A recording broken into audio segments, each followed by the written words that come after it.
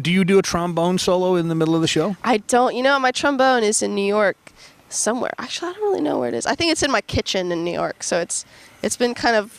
If I may be Linda Perry for 2 seconds.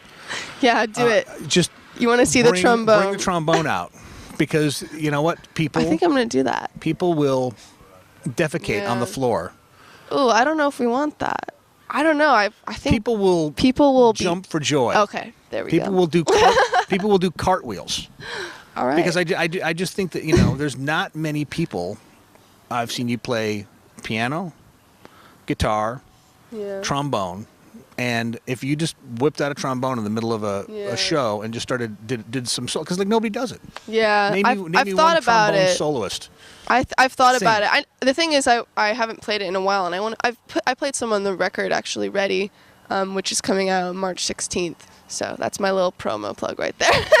But if I haven't played it since then, I've played on a couple of things, and I'm kind of a perfectionist. Like I want it to be really good if I do it, so I'll have to get my chops back up for that.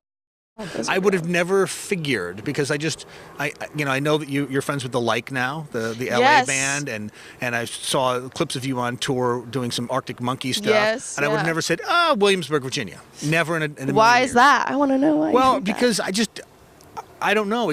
I don't know anybody else who's come out of Williamsburg, Virginia, except for my auntie retiring there. Yeah, it is a kind of a bedroom community, and I think it's a great town, but I think the stillness of that town just kind of drove me crazy. And I was raised mostly in Oregon, actually, in Corvallis, which is also a really small town, but it's expansive, and it has trees you can climb and you can explore and do all these things. And I just wanted to be like a Native American basically when I was a little kid, and do powwows and sing Indian chanting songs, So and then I moved to Virginia, and it was kind of more commercial, and I had a lot of stress, I feel, from trying to fit in with the crowd, and that just made me kind of, that pushed me the extra step I needed to really want to be an artist.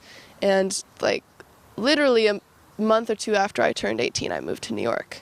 It's no question in my mind. Funded it by selling. Who bought the piano for you originally? I sold it on eBay. My parents bought the piano for me. Did you have to give them any of the money? Or? No, my parents have been really cool. They have sort of encouraged me in a really nice way, and I think I've always been kind of a go-getter person. I've had a lot of help, but I've always been a go-getter. So when I make up my mind to do something, they kind of know that they can't stop me, in a way. I was like, I'm moving to New York.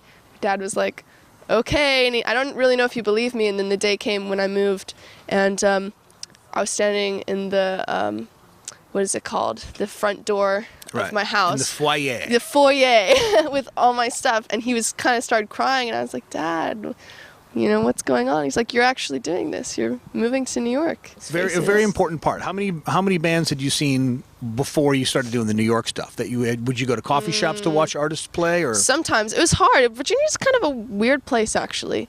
Not a lot of bands tour through Virginia. I did go to a place called the Norva every once in a while, and I would check out bands there, and that was really cool. Do you remember anybody you saw that influenced you as far as your first shows in New York, or was it all from... In New York, yeah. I saw, I really liked the Sidewalk Cafe. I started going there about every week, and there's a lot of artists that came out of the Sidewalk Cafe that I got into.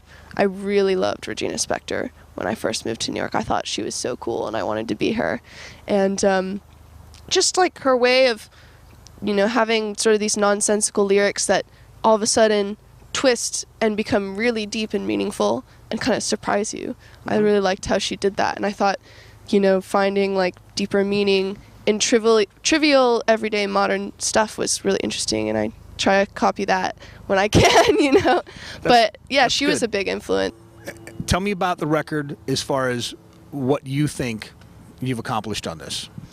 I think I've accomplished just taking it back to my voice and figuring out what works with my voice has been kind of a struggle. I like so many different types of music that it was hard for me to decide what kind of sound I wanted to have. And I do feel like this record really complements my voice. And I think on the next record, my next goal is to take it a step further and see how far I can push it in a different direction, So this is kind of you know, I kind of played it a little safe, and I'm ready to be a little more experimental, so to say. If this record takes off and goes huge, and you have to tour on it for 2 years, Yeah. how many of the songs, the new songs you think you have now that aren't recorded, will actually last the 2 years before you go, I got to rewrite that song?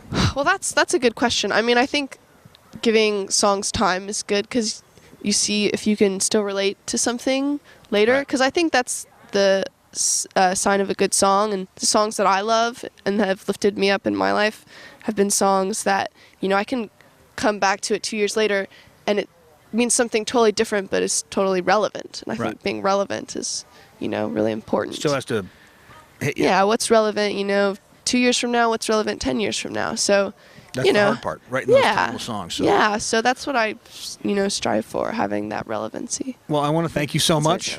Thank you so much. We will chat later. Thank you. All right.